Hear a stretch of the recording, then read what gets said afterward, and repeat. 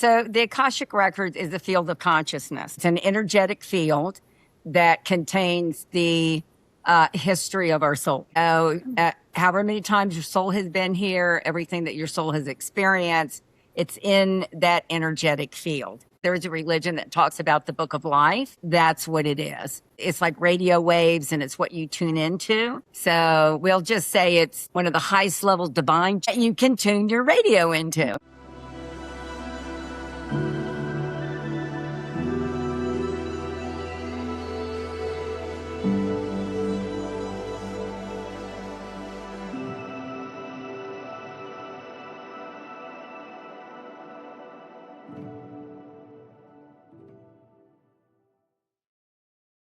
Welcome to the Veil Between Lives.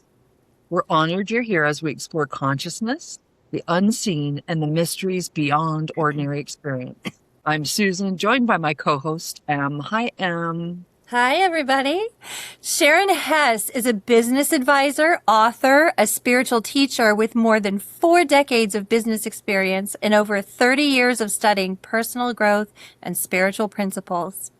Through practical insight, Akashic Records guidance, and energy-based approaches to money, purpose, and personal transformation, she helps individuals and leaders gain clarity, navigate change, and move forward with greater confidence and trust. Sharon also paints energy angels, and we are so happy to have you here today with us, Sharon. Thank you. Boy, that sounds like I do a lot of stuff. And guess what? I do a lot of stuff. You do a lot of beautiful stuff, and we have lots of juicy topics that we are cover, and we're so excited to talk to you today.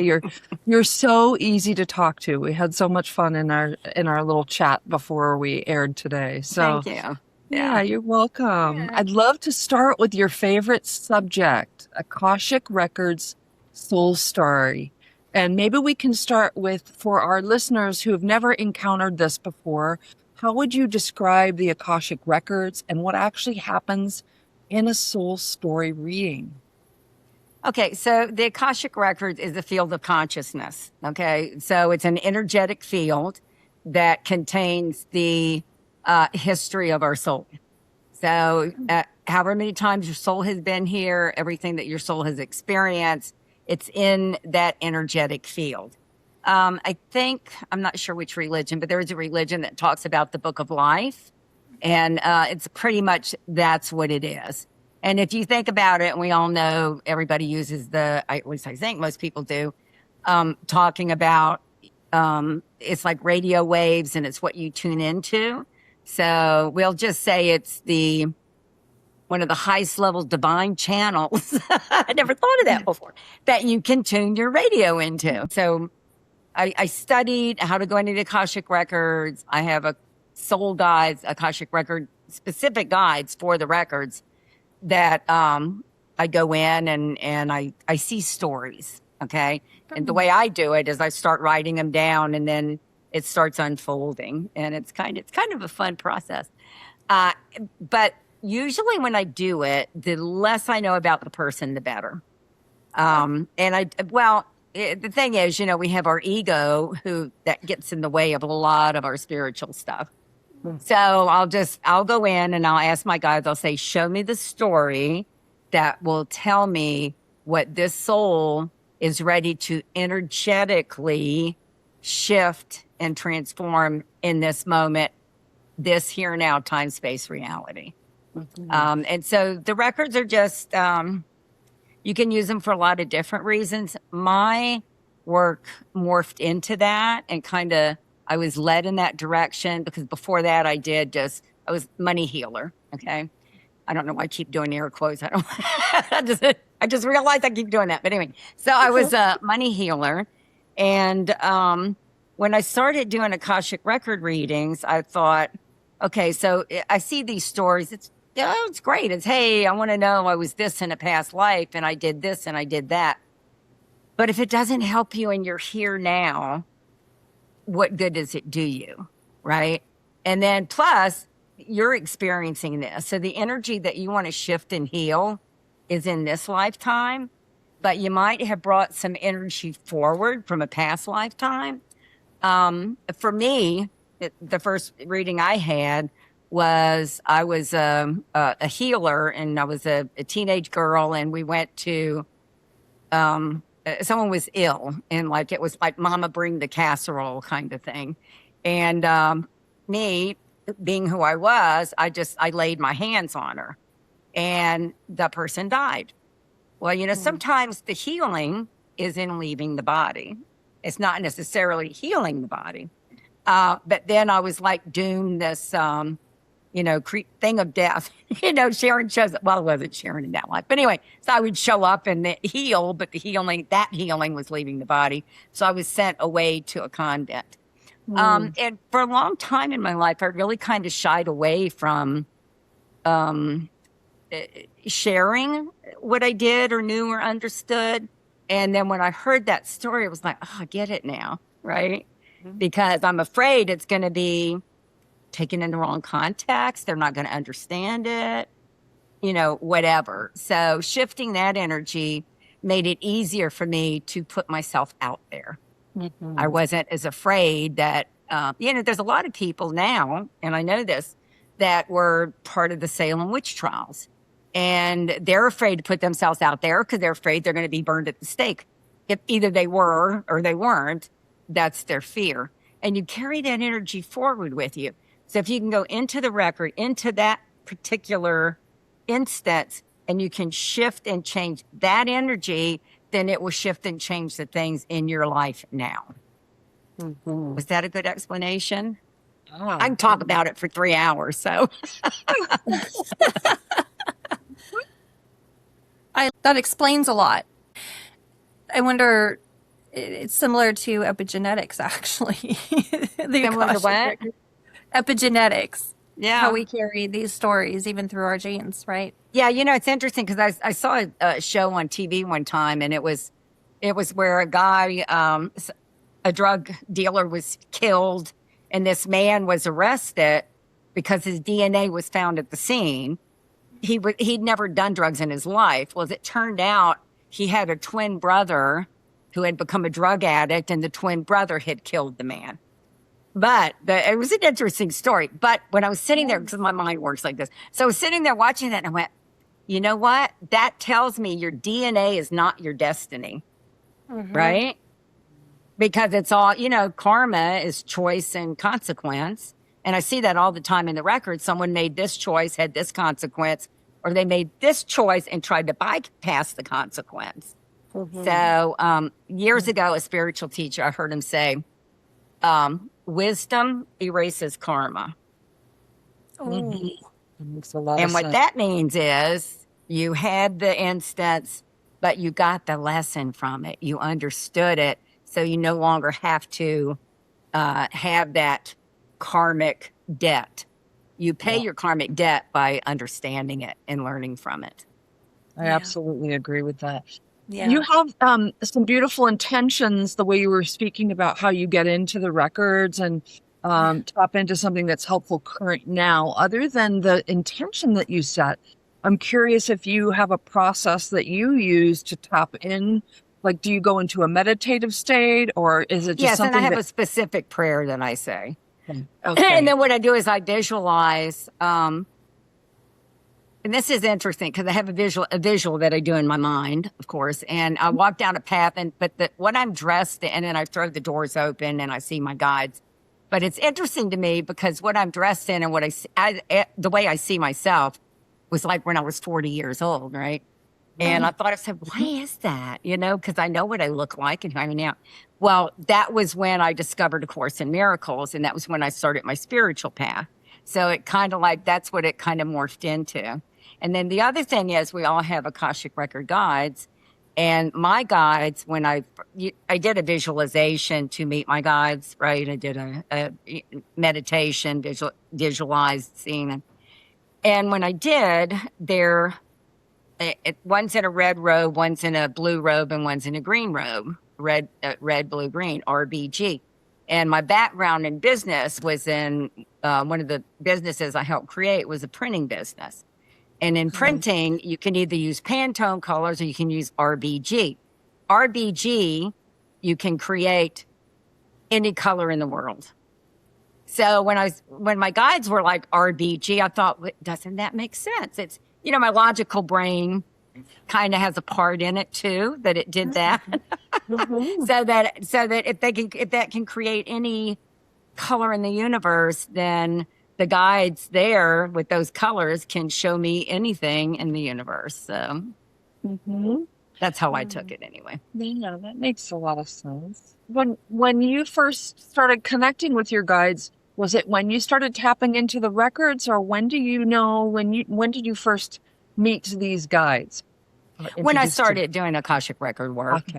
Yeah. Okay.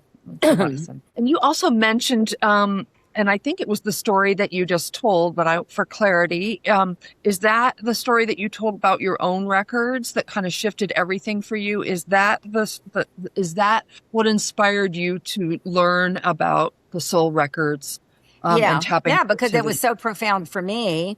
And it was like such a huge aha. And then plus I think the universe guides you, when you're ready for a new tool, it will give you one. Yes, Yeah, correct. because most people who do spiritual work don't have just one tool in their tool belt. I always tell people what you present to the world is the doorway into your house. But once you get in the house, there's a lot of rooms. Ooh, You can always renovate. You can add a room, you can change one, you can tear one down, right? Yeah. metaphors.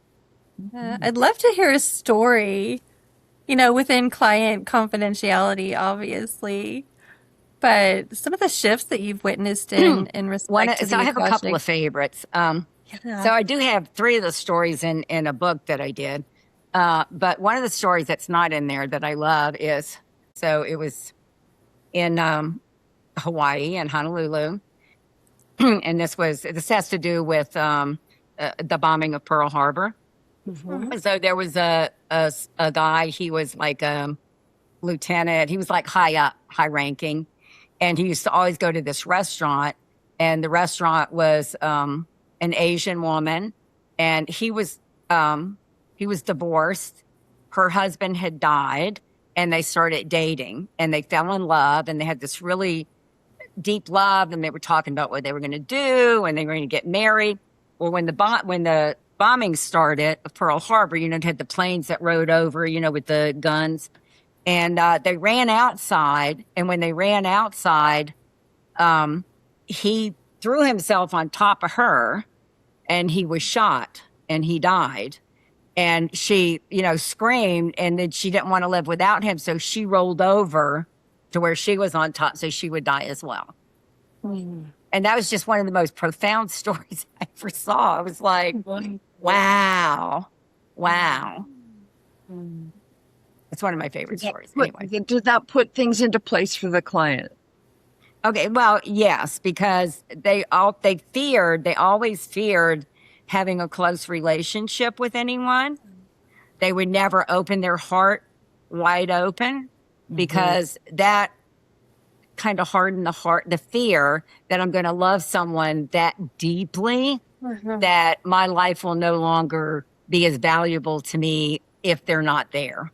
Yeah. So it was a matter of really connecting with that soul level self-worth, self-love, to the point that, yes, I can love other people and other people can love me.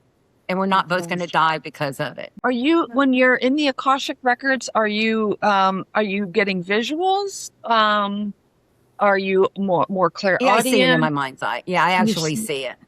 Okay. So, and I write out the story. What I do when I do someone's soul story is, like I said, the less I know about it, the better. But I I go into their soul record by their date, their birth date, where they were born, and their birth name and their current legal name. And that would take you into that energy, that I soul see. energy, right? Yeah. So I Yeah. start writing. So I see it and I write it. And then when I connect with the client, I already have the information.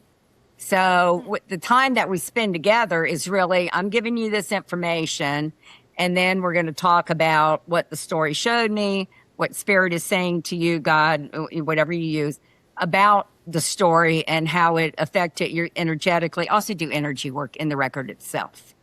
to shift that energy. And then I do prayer work with the person to shift that energy. So, and you know what's amazing to me, and I will say this because I'm very humble. It's not me doing it. I'm just the messenger, right? It always blows my mind when the person connects to it and they're like, oh my God, this or that makes sense now. I'm like, okay, because I'm just sitting in the corner, you know, seeing my thing and writing it out and thinking, I hope it means something to them. Yeah. Can you talk about the energy work you do? I'm very curious about this when you're inside the records. So that, well, the energy work is mainly the prayer that I do, but part of the way I heal is with words. And yeah, so it's not the words, it's the energy behind the words. So I do that, and I set an intention for what I want it to do and create. And I'll tell you, it's funny, and I know we'll touch on this. I paint energy angels now. Yeah. And when I did that, started painting energy angels, I thought, I need to really explain why it's an energy angel. And I thought, oh, well, okay, so I'll become a Reiki master. So I did. I studied and became a Reiki master. And because I always wondered, do people talk about Reiki and what is it? Well, basically, it's everything I did, but using symbols within the same thing that I always did. So, but it was just interesting. We think we need credentials, but Made it a little more official when you became a Reiki master, well, right? exactly. At least then I didn't feel like I was being we all had that. What do you call it? Imposter syndrome? Yeah. Yeah, imposter syndrome. So I thought, well, hey, now I'm not an imposter.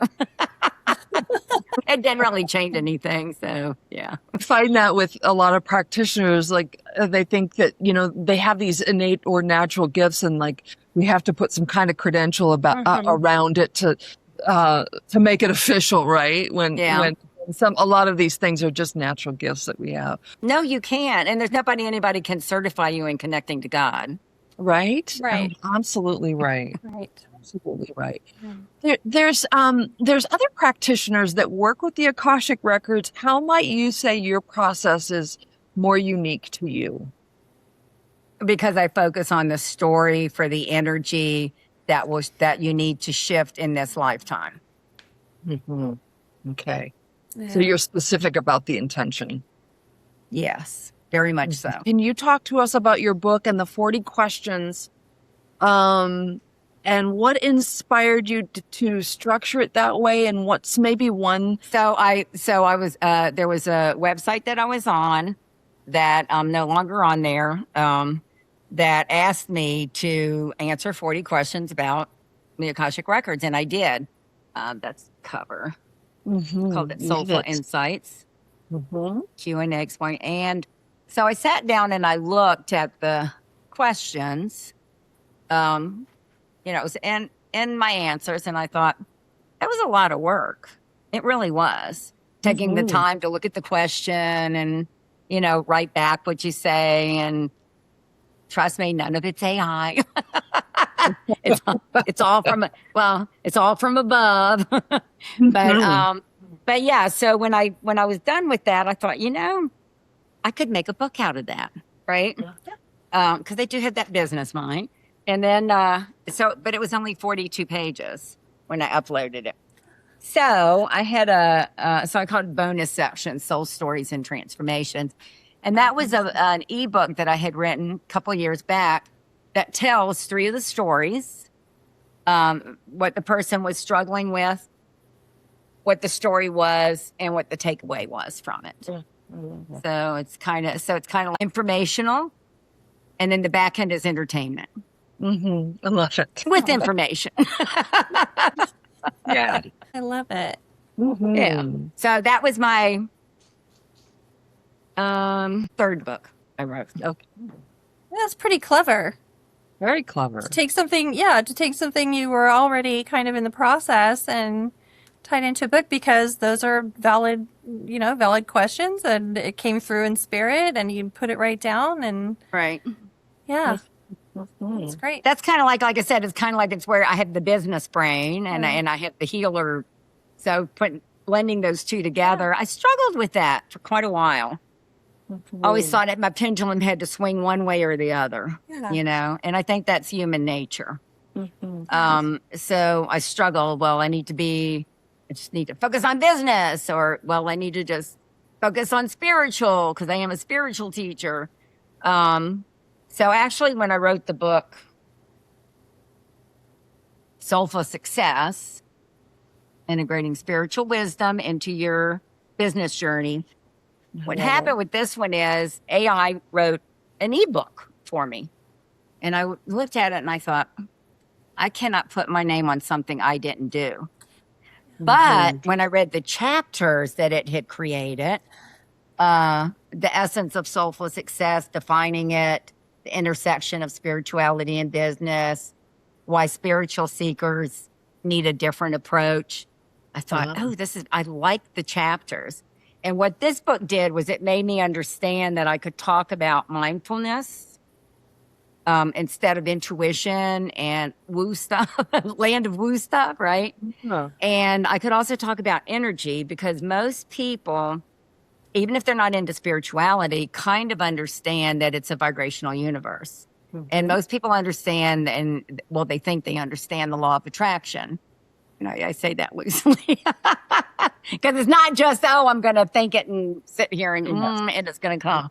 There's a lot more to it because there's so many energetic components to it, right? So what I did was I rewrote what was within those chapters. So you said spiritual people need a different approach. Can you talk about this? This is fascinating, because I agree. Yeah, oh, absolutely. Yeah, spiritual people need a different approach. Can you talk about that a little bit? You mean within business? Well, Yes. okay, so one of the first things is, and I do have an exercise in here, is to really hone in and understand what your core values are. And so that you know what you really want to stay true to. People, you know, it's like a couple of years back, the word authenticity became, everything had to be authentic and it's all about authenticity. And people didn't really understand what that meant. Because to them, authenticity was what they thought they were supposed to be, do, say, right? So it's really about understanding yourself is a big part of it.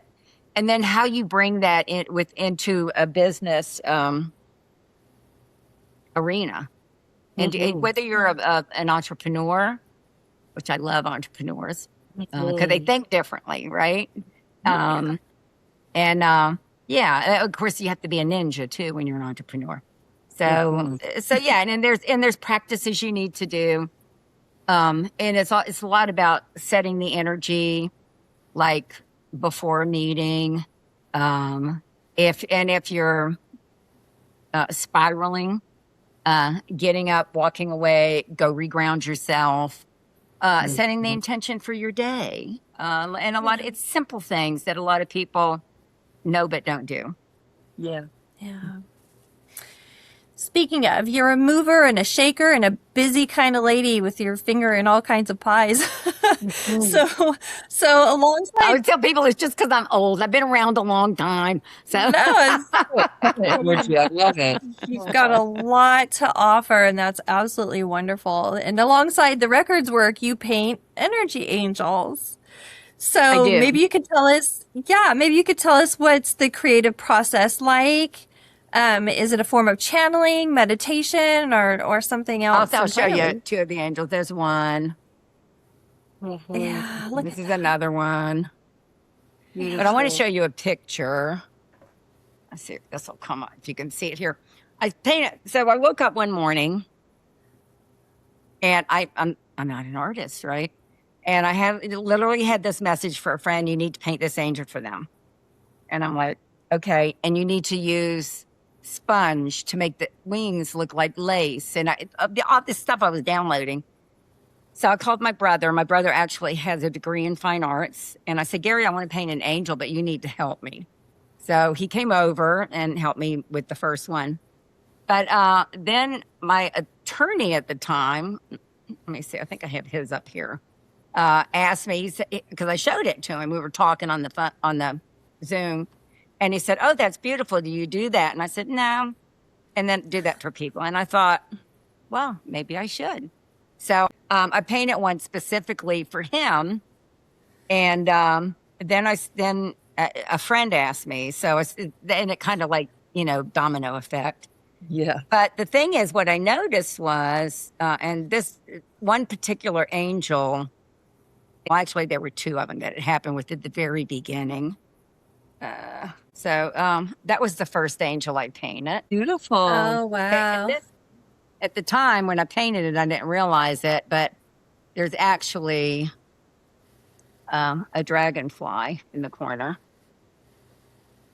Oh, look at that. Yeah, I love it. I love And it. then when I painted the one for my attorney, and it was that one. They all look completely different. Because I just sit there and and what I'll do is I'll set the painting on my dining room table, so I'll walk past it and it'll tell me if it wants something or doesn't want something. Yeah. So when I did his, then I noticed there's an eye in the throat. Mm-hmm. Mm-hmm. But Yeah. the one that really got me was my friend. I painted hers, and I saw this little brown spot, and I thought, I didn't use any brown paint. So I looked, and it was a dog. Yep, I see it. That's Yeah. so funny. And I she just sent me a love that picture of one. her with her dog when she was a little girl, and it was that dog. Oh my goodness. So funny. Yeah, so now it's fun whenever I paint one for somebody. My husband and I take a picture, and we sit there and we look. But the thing is, it's whatever you see, Yeah. and whatever it means to you, is the whole idea. And I always tell people it's one of your angels that was ready to be seen by you. Yes. Yeah. So there's Yeah. a special little message that's personal to them inside of it. Exactly. Yeah, I love that. It's amazing how those show up. Mm-hmm. What a world we live in, right? And so it's interesting, though. I'm sure you'll agree. It's like the more we start paying attention to these things and these messages, the more they come because Exactly. we're being Exactly. open to it. Yeah, I love it. It's beautiful. Yeah. Yeah. Do you ever have a painting that you do for somebody and don't really see anything unusual and they call you and tell you that they saw something in it? Absolutely. happen? Usually I see something. I do usually see something. But I've never had anybody not see something. How Mhm. interesting. Do you have a process that you do to set yourself up when you're painting the angels? I'm assuming you're again calling in some intention or something for. I usually just sit and do a little meditation. And then when I sit down, I do the background first. I paint the background. And then while I'm sitting there, because I have in my mind the person that I'm painting it for, even if I don't know the person. Okay. It's like, oh, this painting's for whoever. And then I just start painting and it just kind of evolves. I'd love to go backtrack for a second on something you said earlier about the persecution wound and about the witches burning and the witch trials. I'm curious if you see a lot of people coming to you that are stuck because of some past life experiences during those times. Not really. I'm being honest, not really. Yeah. More often than not, I see a lot of medieval stories. Okay. And I see a lot of Egyptian. Mhm. But it's not like they're never pharaohs or anything. It's always, something else. Yeah. Like they were, I don't know what they called them back then, but like the handmaiden to a priestess, and they did this or that and the other, and it's that kind of story. Yeah. But I don't see a lot of Salem. It just. Okay. Do you see a lot with the persecution wound though, especially for women being persecuted or, in the past and holding on to some of that wound here in their current life? Yeah, most often than not, if you want to know what the most common thread I see is, it generally has to do with love and with, like the story I told you with that one. One of the stories that's in the book is another one of my favorite stories, and I'll just briefly, it was a young man, he was out hunting, he heard a noise, so he hid, and these men rode up on horses and they hung somebody. And he ran home, and his mother was like, "Oh, why didn't you catch anything?" He goes, "Oh, I didn't see any rabbits," but he kept it to himself. And fast forward years later, he saw a woman he was smitten with. He finally went and wooed her. And when he was sitting in the drawing room, she was being raised by her aunt and uncle because her father just ran away and disappeared. And so her mother ended up in an insane asylum. And it was actually, he saw the picture on the mantle, and it was her father that he saw get hung. Oh, Right? Because they hung him and evidently buried him, so he never went home. So he had totally shut himself off from speaking the truth because he didn't speak it back then, right? He didn't tell the story back then. And then when he fell in love with her, he had these feelings for her. He couldn't say it then. So, yeah, so it's so just, it depends. It's something that is holding you back from something else in your life. Mm-hmm. The persecution part is usually if it's someone who's afraid of putting themselves out there or afraid of being seen. Yeah. This is interesting. I never thought of this, but stuff comes in. I wouldn't wonder if a lot of introverts didn't have that in their past life. Yeah. Yes. I'd agree with that. It would make sense, right? Yeah, absolutely. Yeah, because if you put yourself out there, then you're going to get persecuted for speaking your beliefs or sharing your difference of opinion with the status quo, right? Yeah. So we don't want to be seen again, so people want to hide, right? They don't Yeah. want to put themselves out there. Mm-hmm. You mentioned like some common themes like Egypt, etc., like this. I'm wondering, do you think there's like a convergence of people that had past lives during pivotal times in history that are all No, reincarnating? and I'll tell you why, because I've had people that I've looked at more than one life for. You've had people that what? That I've looked at more than one life. I see. Not in the same time, Right. but that have come back and said, that's done, but I'm still dealing with this. So can we go in and look and see if there's another story? Sometimes it's the same story, a little bit deeper. Mm-hmm. You just never know. But yeah, I even had someone, it's not that common to see just one lifetime ago. It's usually 5 back, and I don't know why that is, but. Also, they've been carrying this for a few, if it's further back. Maybe, you right? know what, Susan, maybe that's it. Maybe they're anchoring that negative energy as it keeps coming forward. And that's why. As a past life regressionist, I think if we don't resolve things, we put another layer on it, and we're giving another opportunity to look at it. Or it'll show. Sometimes it'll show up in a different manner, even in this lifetime. It'll be the same thing, but it just shows up. It's a new package. Yes. Same gift, same not gift in a different package, right? It's always a gift. Absolutely. I do have a story I'd like to tell if I may. Absolutely. The first book I wrote, Spiritual Spice. Mm-hmm. What this book is you just open it, and if you ask a question or say a prayer, and then you just read what your eyes fall on. And it's whatever your message from above is at work. Mm-hmm. So my older brother, Ron, is the editor of this book. And when I studied, I'll digress before, he studied A Course in Miracles at the same time I did.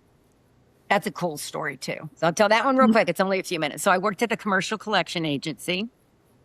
I was not a collector. I worked in sales. And I had no guilt feelings about that whatsoever because I felt like if you're a business, like you bought a wedding dress from the manufacturer, you sold that wedding dress, you made money on it, you pay the manufacturer, right? That's just integrity. Mm-hmm. So the collectors would go to get the money for the manufacturer, right? So the owner of the company came up to me one day and he said, "Hey, a friend of mine's going out of town and he asked me to teach his class on A Course in Miracles. Would you come so that I have somebody I know in the room?" I was like, "Oh, sure, I'll be there." I had no idea what he was talking about. So I called my brother Ron. I said, "Listen, Ronnie, you're into all this weird shit. What am I got myself into?" And he said, "I have the book. I never studied, never did anything with it. I'll go with you." And so that started. And when I went to the class, I opened the book and I sat there and I was like, it was the beginning of my spiritual journey. And I was 40 years old at the time. And I was like, I know this stuff. I didn't know anybody else knew this stuff. Ooh. And I could take it, it's written in a very Shakespearean way, and I can take it and actually explain it in really common terms so you can understand it. That's one of my gifts with the course. So, so we started studying it together. So when I wanted to put this book together, he did the editing and he put together the various chapters, which are, I was going to do a few from the beginning, which are like creating the life you want, choice, ego or spirit, change, belief, success, all of that.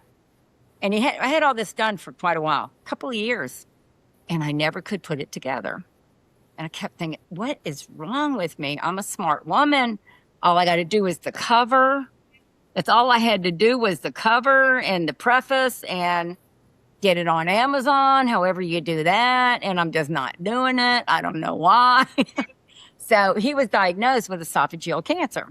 So I knew he was going to die. And I thought, got to get this book done before he dies, right? So I went and got the cover. I did it. I got it on Amazon, and I had the proof, and it went out yet. I had the proof copy. I sent him a proof copy. The day that he got the proof copy, he went to a church. They were dedicating a church that was near where his nursing home that he was in, and his minister came and took him to the service. Well, when he was at the service, there were like 5 different ministers, and they all laid hands on him, and prayed on him. Well, when he got back to the nursing home, he couldn't swallow. He ended up in the hospital, and that's when he died. That's why I say sometimes the healing is leaving the body. He was actually, that's what happened with him. And I have to say, and I say this all the time, he taught me death with grace. But he got to see the book, hold the book, and his minister actually read stuff from the book to him while he was laying there, while he was going through his transition. And another pretty miraculous thing is when he died, and this is interesting. So I was in Australia when it happened.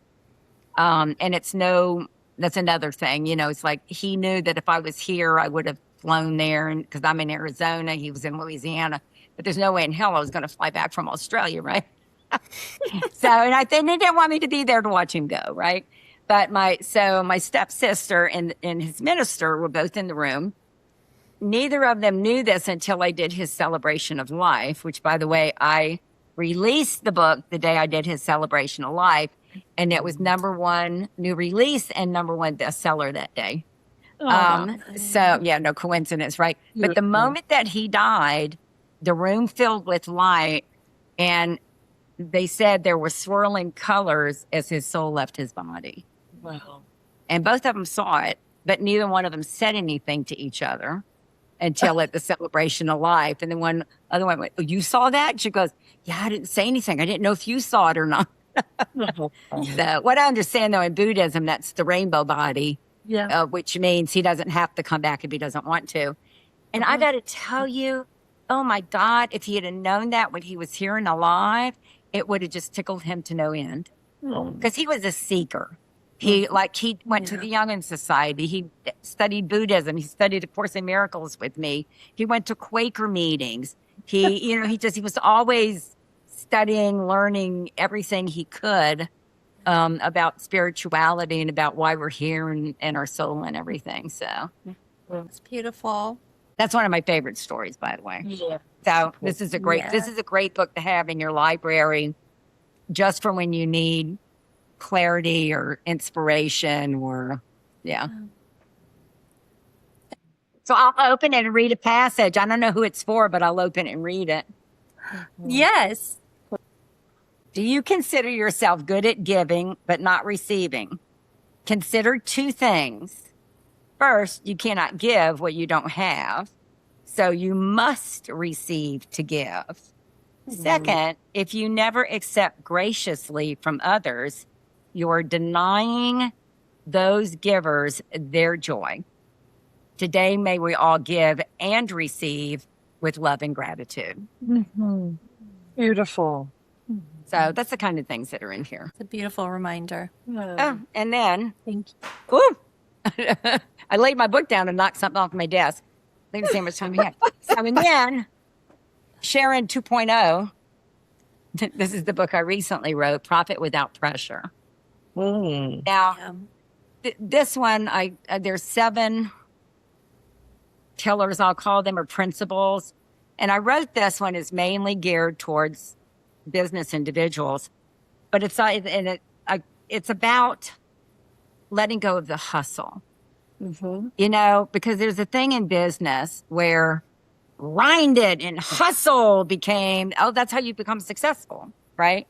Mhm. And that will work for a while. Yeah. And then it won't work anymore. Because that's not what you're meant to do. That's not the way, because you're busy doing, you're not busy being. You're not being, or you're not living in the now, and you're not really settling into who and what you truly are, right? So this is my favorite. As a matter of fact, I'm uploading the audiobook today because I thought, a lot of people don't have time to read. So, but it's also written very spaciously. Yeah. And it's about the 7 principles that redefine success. I love it. Oh, I like that. Mhm. I think I said that. Did I say that to y'all about how I always thought I had to swing my pendulum one or the other? Yes. Either it had to be business or it had to be spiritual. And so this started that, and this is the latest of it. Yeah. That kind of brings me to money as a spiritual pattern. Yeah. How we hold these unconscious beliefs around money that are blocking us maybe in our current life, right? I wonder if you can talk about that. So I worked for years as a intuitive money healer. And so the most, and I still do those now if that's what somebody needs.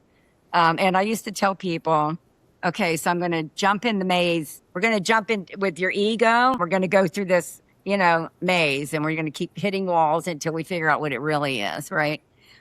Because we hide it from ourselves. We're certainly going to hide it from other people. But you just have to get to what that core belief is. And the most amazing thing I found with that, and it's still true today, is it can be something tiny. It could be something major, like my parents got divorced and we couldn't pay the house note. Or it could be something tiny like, oh, I got a new puppy and my brother kicked the dog, which sounds silly.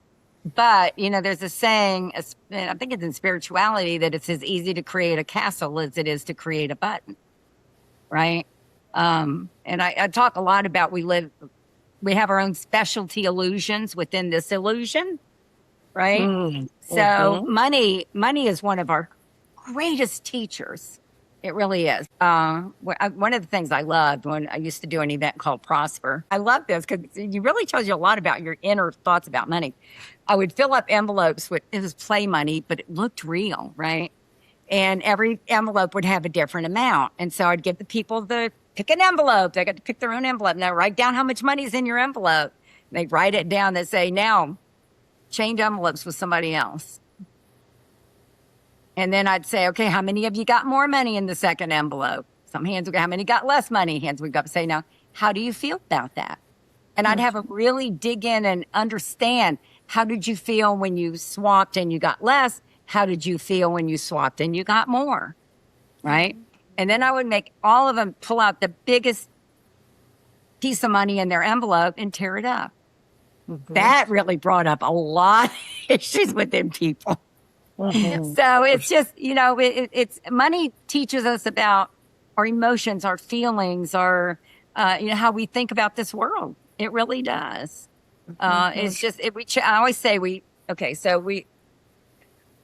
block ourselves from our divinity in one of 3 ways: health, wealth, or relationships, right? Or a combination of those. So it could be, health and relationships, or wealth and health. It's just, it's just, or just one stands out. Most people just only have one. Most people will block their divine self through their health, their money, or their relationship. And all three of those are great teachers. They're the best spiritual teachers we ever came up with. For sure. Sure are. Yeah. I went through a life coaching program many, many years ago, and one of the tasks that we were given was to bring back, a $1 bill, a $5 bill, a $10 bill, $20 bill. And what's the word I'm looking for? Assignment? Yes, thank you. Menopause brain. Okay. So, Hey, listen, I've got gray hair. I have old, so I have brain cramps all the time. So yeah. So our assignment when we returned from our lunch break was to, start with the $1 bill, tear it up, set it in the middle of the room, right? And it was interesting to see as we worked our way through the $5 bill, the $10 bill, the reactions that started to rise about our relationship and our attachment to money and in our belief systems. And there were some big reactions. oh yeah. No. Wait, the thing is, I think we're just not aware of, of the emotions that we have attached to money. Yeah. And it's not right or wrong. I mean, for somebody who's come from nothing to tear up a $20 bill when they've, grown up in a neighborhood where very few people even had enough food to eat for themselves or their children, that's insulting to some people. And so it's just interesting to see how we, start to build up our ideas and our, I think one of the comments I got back from that exercise that I always remember is the one girl started crying and she says, "It's disrespectful." Yeah. And it was play money. Yeah. That's what I used to laugh about because it's not real. But you know what? Money isn't real. That's right. Money is a thought on paper. Yeah. My son taught me that when he studied economics. He said, "Mom, money's just a thought on paper." And I always think too, and it's true. Like people, we think, "Oh, I want to be a millionaire." Why? It's just more zeros. Yeah. Yeah. And it says even in A Course in Miracles, what are the things that we'll do for, these pieces of paper and shiny metal discs. Yeah. Yeah. And it's not real. Nothing real can be threatened. It's A Course in Miracles at the beginning. I love it. Nothing real can be threatened. Nothing unreal exists. Herein lies the peace of God. Yeah. But we make it all real. We make it, and that's even with the, the work that I do and the healing that I do and looking at people's money stuff or looking at their business. My favorite thing I do now is I came up with a quick aha process to get them to, a lot of times when we're looking at what we look at what we think the problem is, it's human nature that will decide that it's the easiest thing to do something about. Because we don't want to really look at, although and none of it really matters, in the grand scheme of things, right? But yeah, so the biggest thing I see is that people will just absolutely attach themselves to being right. That's the other thing from A Course in Miracles, that it. Would you rather be right or happy? That's where it came from. A Course in Miracles, right? But and a lot of people would rather be right. They don't care if they're happy or not. They don't care if they're at peace. They don't care if they're living their best life as long as they're right. Yeah. Very true. And money. How many relationships have you seen be destroyed over money? Yeah. Yes. That's why that term "money is funny." But yeah, well, a lot of times I find what happens though is people hide. They'll hide things from their partners or. That's a big one that I found when I was doing the money healing was they would hide.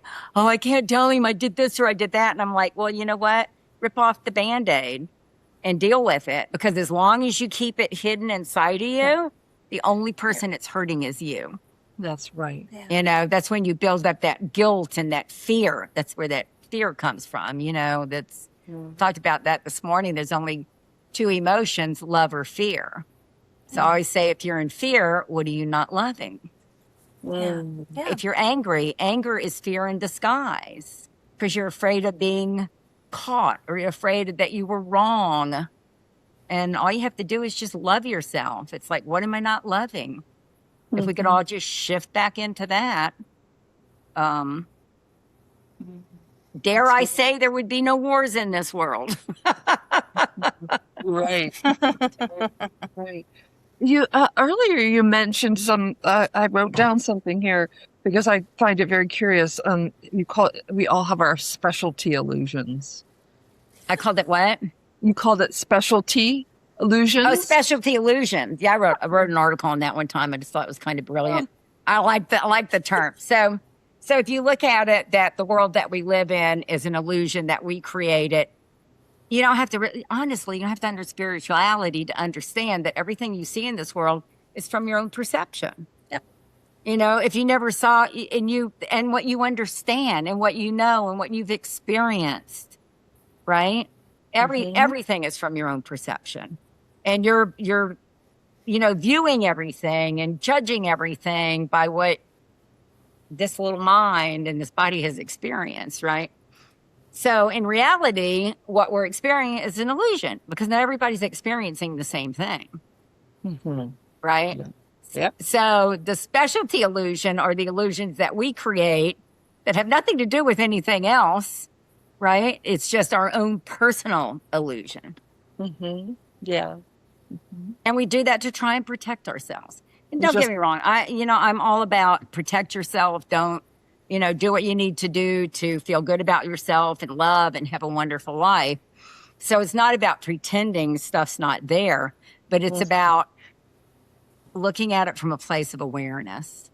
And the more you understand yourself and why you're motivated to do the things you're doing and why you're doing it and the order that you're doing it, the better life you have. I have a sign on my wall. It says your life becomes a masterpiece when you learn to master peace.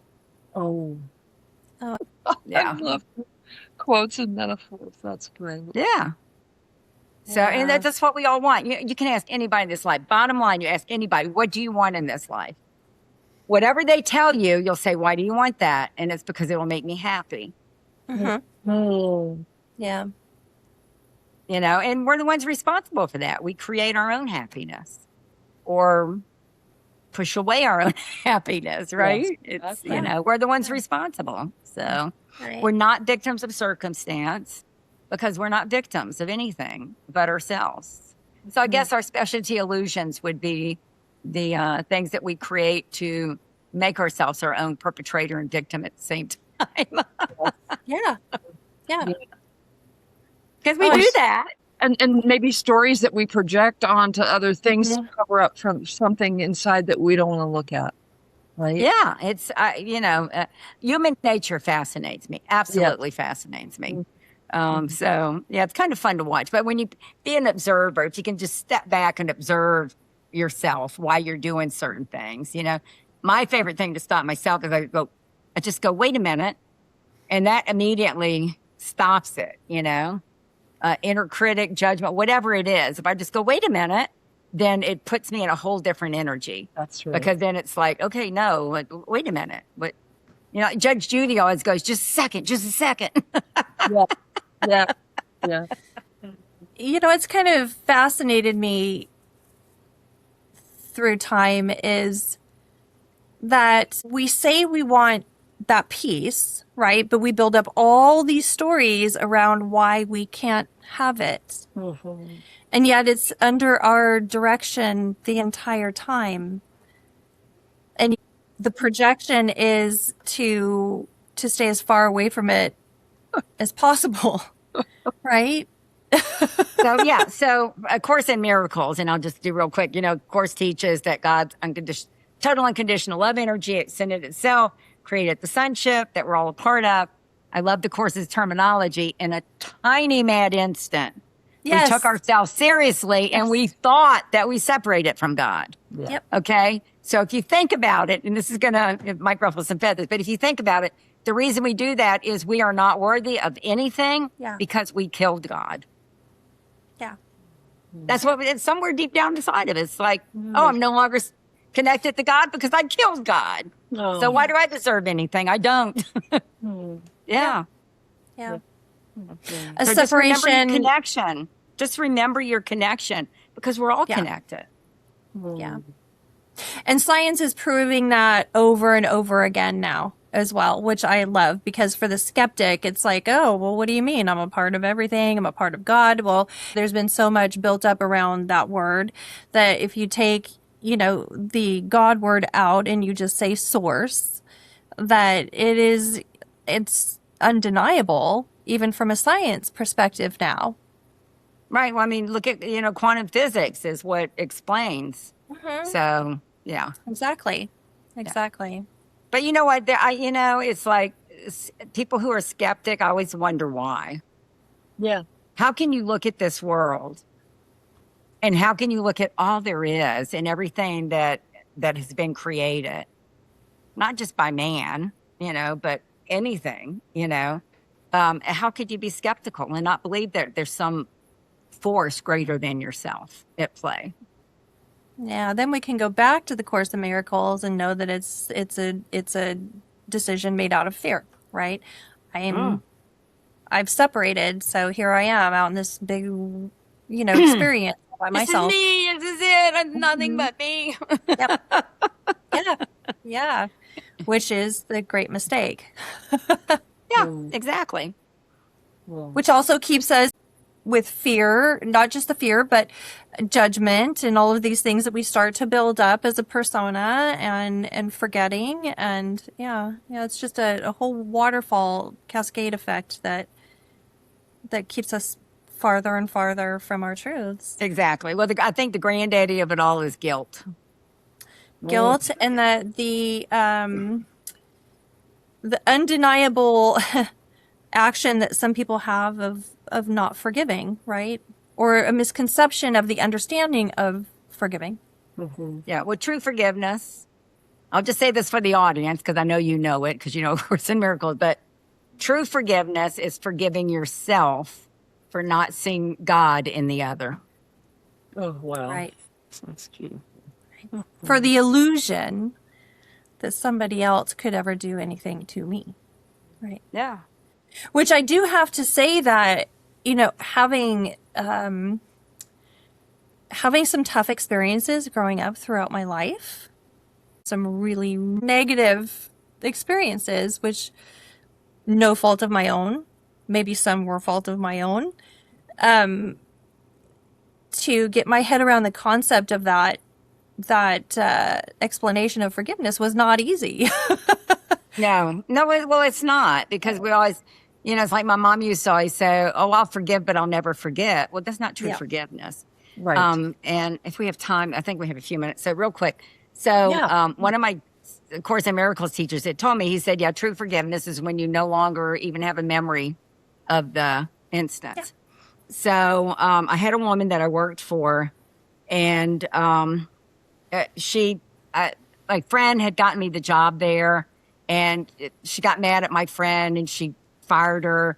And so I went into work, and she said, I said, "Do I still have a job?" She goes, "Well, it depends on you." And I said, "Well, I don't think you were fair to my friend, so no, I'm going to leave as well." So I left. And I felt like being in it. And the reason that she fired her was crazy. Okay. It was just, anyway. So fast forward years later, I was at the DMV to get a license plate changed, and she was there, and I saw her, and I said, "Oh, I'm going to make up oh, Mary. Oh, hey, how are you? Good to see you. God, I haven't seen you in years." And she said something back, and then she stopped and she went, "I just can't do this." And I just went, "Okay, whatever." I didn't know what she was talking about. She left. She came back over, and she said, she says, "I'm sorry, that wasn't very Christian of me," which I have a problem with people saying Christian to get over things. But anyway, she said, "That wasn't very Christian of me," whatever. That was her thing. And she said, "But I felt that when you left, that you sided with my friend." And I just looked at her and I said, "Well, I did." Because I didn't even remember that instance, right? No. It didn't mean anything to me. It was forgotten. Yeah. Right? But for her, it was not. So in that moment, though, I went, I get it. The forgiveness is when you don't even remember the instance. Yeah. And it was been, and trust me, I'm making light of it now, but it wasn't fun to go in and go through all the stuff that I went through with her leaving there, right? But when I saw her, I didn't even remember. Yeah. I had no clue. It just wasn't in my consciousness any longer. Yeah. I had healed it and it was gone.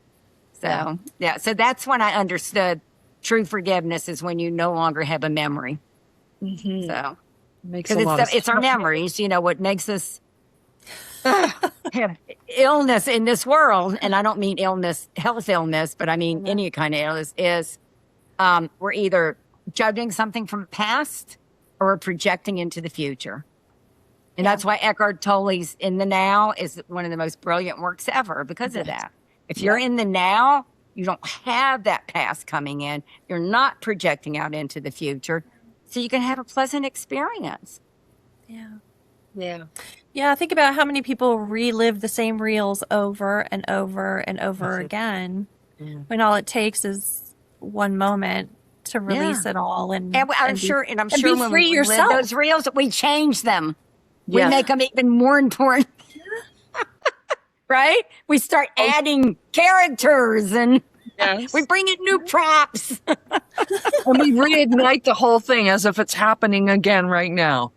Yeah, even worse. But even worse because I'm more justified if it's even worse. Right? Yeah. That's so true. That's so true. Let it go. Yeah. Yeah. Let it go. Let it go. Well, would you rather be right or happy? That's right. Live in peace. Who doesn't want to live in peace? Yeah. This has been such a fascinating conversation. We've traveled in so many places. I love it. We always like to wrap up with a question. So I'm wondering if you can share some wisdom with our audience. You mentioned earlier about how we lost our connection. What might be the first steps to remembering and reconnecting with Source? What might you share with our audience? Well, I think there's one key: willingness. Willingness. I had and I thought of that because I'll never forget.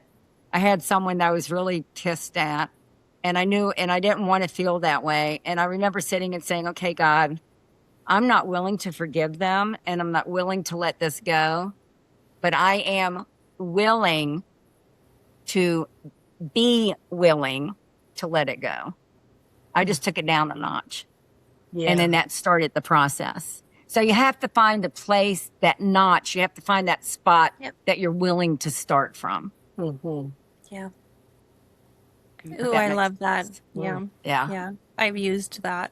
I'm not quite there yet, but Not quite there, but I'm willing to be. that's right. Yeah. Exactly. I can at least give you that much, right? Yeah, exactly. Well, really, it's just giving it to ourselves. It's just a gift to ourselves. Exactly. It is. Exactly. Yep.